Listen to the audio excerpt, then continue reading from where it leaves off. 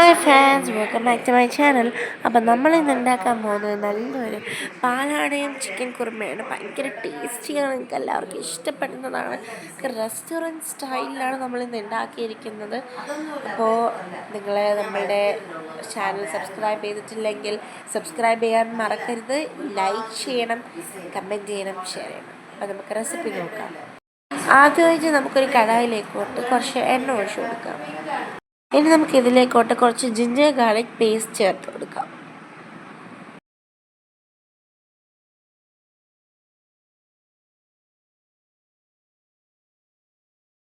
ഇനി നമുക്ക് ഇതിലേക്കോട്ട് 3 സവാള ചേർത്ത് കൊടുക്കാം.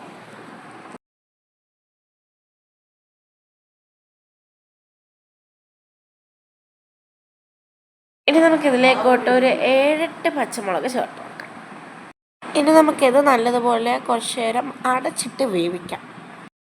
ഇനി ഈ സവാള വെന്തതിന് ശേഷം നമുക്കിതിലേക്കോട്ട് ഒരു തക്കാളി ഇട്ട് കൊടുക്കാം.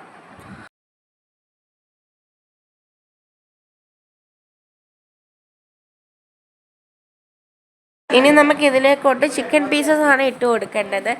ഞാൻ ഒരു ഉരുളക്കിഴങ്ങും കൂടി ചേർത്തിട്ടുണ്ട്. പീസസ് നമ്മൾ കുറച്ചിടുന്നതുകൊണ്ടാണ് ഞാനൊരു ഉരുളക്കിഴങ്ങ് ചേർത്തത്. നിങ്ങൾക്ക് വേണമെങ്കിൽ ഇട്ടാൽ മതിയേ.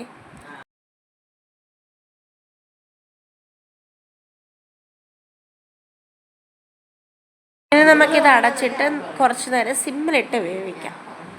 ഇനി നമുക്കിതിലേക്കോട്ട് കുറച്ച് തേങ്ങയും വെള്ളവും ചേർത്ത് കൊടുക്കാം. എന്നിട്ട് ഇതിലേക്കോട്ട് കുറച്ച് കുരുമുളക് പൊടി, ജീരകവും കുറച്ച് കാഷ്യൂ നട്ട്സും കൂടെ ചേർത്ത് കൊടുക്കാം. ഇനി നമുക്കിത് നല്ലതുപോലെ അടിച്ച് മാറ്റി വെക്കാം. ഇനി നമ്മളുടെ ചിക്കനിലേക്കോട്ട് കുറച്ച് ജീരകപ്പൊടി, കുറച്ച് മല്ലിപ്പൊടി, കുറച്ച് ഗരം മസാല, കുറച്ച് മഞ്ഞൾപ്പൊടി, കുറച്ച് കുരുമുളക് പൊടിയും കൂടെ ചേർത്ത് നല്ലതുപോലെ മിക്സ് ചെയ്തെടുക്കാം. ഇനി നമുക്ക് ഇതിലേക്കോട്ട് കുറച്ച് രമ്പയില ചേർത്ത് കൊടുക്കാം. കുറച്ച് മല്ലിയിലയും പുതിനയിലയും കൂടെ ചേർത്ത് കൊടുക്കാം.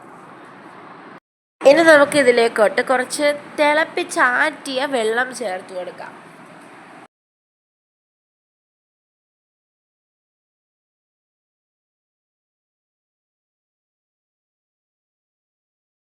ഇനി നമുക്കിത് കുറച്ച് നേരം നല്ലതുപോലെ അടച്ചു വെച്ച് വേവിച്ചെടുക്കാം.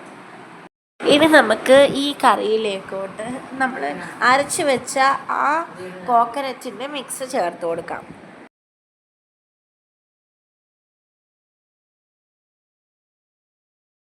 അപ്പോൾ അതേ നമ്മളുടെ കറി റെഡി ആയി കിട്ടിയിട്ടുണ്ട്. നല്ല ടേസ്റ്റിയാണ്.